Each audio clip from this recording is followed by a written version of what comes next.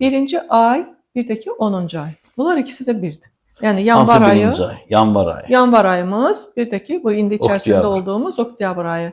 Oktyabr ayı da yəni eyni, bunlar ikisi də bir götürülür. Ümumiyyətlə bu bir rəqəmi, birinci ay başlanğıc hamı üçün. Yəni hamı üçün başlanğıc kimi götürülə bilər. Məsələn, oktyabr ayında ən çox da ay yeni olanda yeni işlər başlamaq çox gözəl olar. Çünki ay olaraq birinci aydır. Biz bunu illərin, günlərin, ayların şəxsi hesabını çıxardanda bizə çox yəni lazım olur. Üzrstən birinci ay, yəni rəqəmi 1 olandan gedir söhbət. O Bəli. 10-cu ayda 0 itir, o da 1-dir, yanvar da 1-dir. Yəni birdən deyərsiniz 10-cu ayda axı. Keçən həftə nəsə demişdiniz, ter belə deyil axı, belədir. Bir əvvəlinə qulaq as gör nə deyirdi. İndi o 1-in üstünə 0 o da 1-dir. Yəni bu 1-2 ay var da belənçinə. Bir də fevral ayı, sonra noyabr ayı. Bir də mart ayı ilə dekabr ayı üst-üstə düşür. Bunlar üçü də bir yerdədir. O biri aylar əlavə. Deməli bu adamlar 9-18 yaş arasında, bu ayda doğulanlar lider olmaq istəyəcəklər. Özlərini daha çox göstərmək istəyəcəklər. Bu adətən məktəb vaxtlarına düşür də. Məktəbdə özünü göstərmək istəyər, qabaqda olmaq istəyər. İndi o kimdə o nə qədər alınıb, o əlbəttə ki analizdə bilinir və başqa yerlərə baxaraq. Bu liderlik eləmək istəyir. Bir də bəzən məsəl üçün adamların məsələn hər bir rəqəmin neqativi, pozitivi var. Pozitivində lider olmaq istəyər, qabaqda olmaq istəyər, icad yapmaq istəyər, özünü göstərmək istəyər. Bu pozitivdir.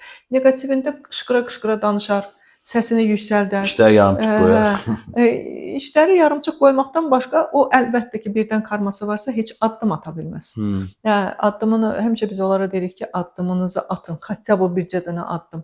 Yəni amma heç kimin sözünə qulaq asmaz. Mən dediyim olacaq. Yəni bax belə bir tip, belə bir insan.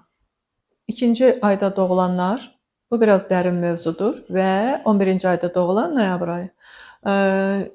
Fevral və noyabr. Bəli, fevral və noyabr ayında doğulanlar. Bunlar 2 rəqəminə denk gəlir. 2 rəqəmi də deməli daha çox özündən əvvəlcə, yəni bax keçən dəfə də demişdim, 1 ilə 2 bir-birinə yaxın rəqəmlər təzaddır. Yəni bir nə qədər lider olacağam deyərsə, 2 deyəcək ki, qarşındakına xidmət eləyəcək, onun üçün işləyəcək. Yəni ancaq yanındakını, bir insanları məmnun eləməyə çalışarlar bunlar. Amma məsələ gözəl, anlayışlı, nəzakətli keçinərlər. Çox gözəl, yəni insanlardır. Ümumiyyətlə 2-ci ayda doğulan, 11-ci ayda doğulanlar ana bilincinə sahib olar. Necə? Ananın da bilinçaltına götürərlər. Yəni bax elə bir ki bir adama mən analiz edəndə 11-ci aydan ya 2-ci aydan onun anasının da tarixini götürürəm, onu da analiz eləyirəm ki, görüm o anadan nə götürüb bu? Yəni bax belə bir şey. Anadan da götürürlər və ana ilə həmişə bu sevgidən getmiş söhbət. Ananı sevərlər, sayarlar, amma həmişə ana ilə təzad bir fikirlərdə olarlar. Təzad. Yəni ananı mühakimə eləyər. Üzünə deyə bilməsə də içində mühakimə eləyər. Niyə belə oldu, niyə? Hətta çox münasibətləri pis olan insanlar da gördüm mən. Və biz onlara indi tövsiyələri demirəm, nə etmək lazımdır. Əlbəttə ki, birinci yerə öncə özünü qoymalıdır. Təkamül hardan başlayır?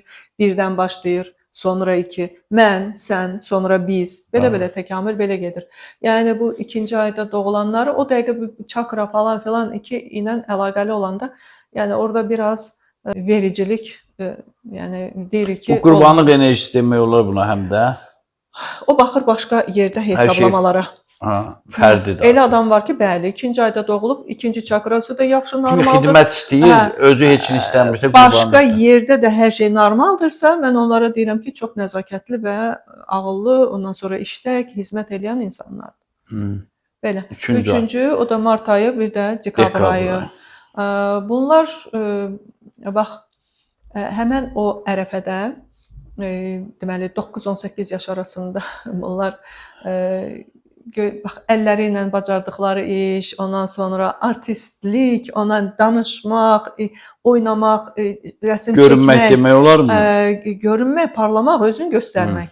Yəni, bu elə xarakter rəqəmi də ona düz gəlir. Eyni oradakı kimi. Burada da görünmək, sosiallaşmaq, bütün bu şeylər. Həmin o yaş aralığında istəyirlər sosiallaşsınlar, özlərini göstərsinlər. Ondan sonra oyunlar, cürbəcür məsəl üçün insanları yığarlar bir yerə, bir şeylər təşkil eləyərlər, çünki orqanizasiyadır bu.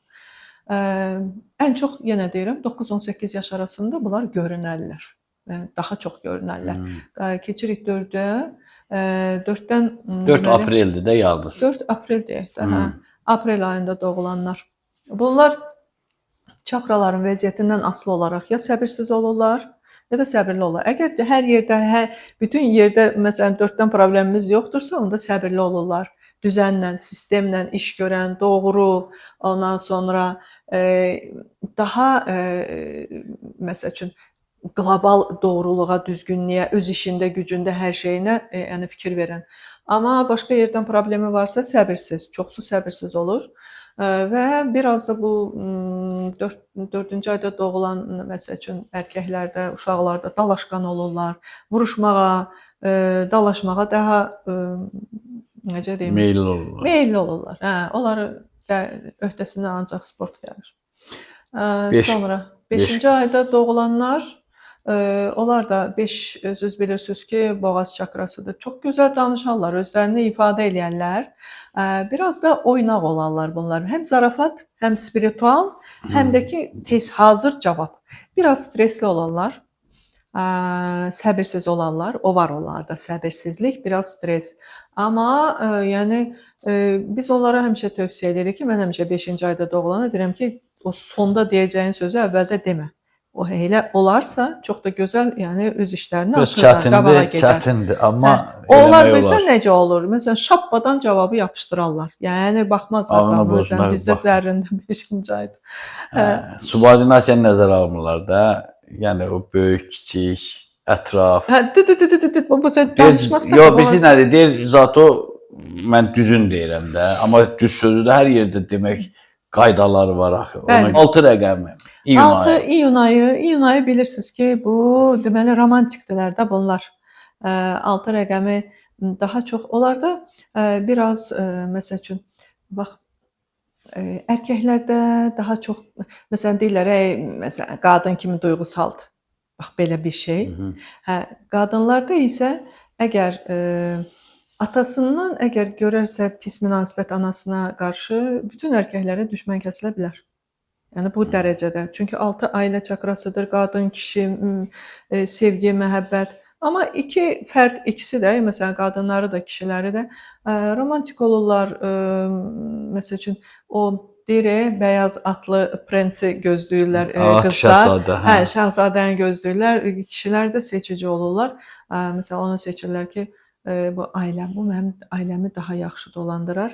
Bu mənim ailəm üçün daha yaxşı qadındır və məsəl üçün inanın ki, onlar seçici olurlar. Burada bunu görərsə, ondan daha yaxşısını görərsə ailə üçün, onu orada qoyub gedib o birisini götürərlər, alarlar, yəni evlənərlər.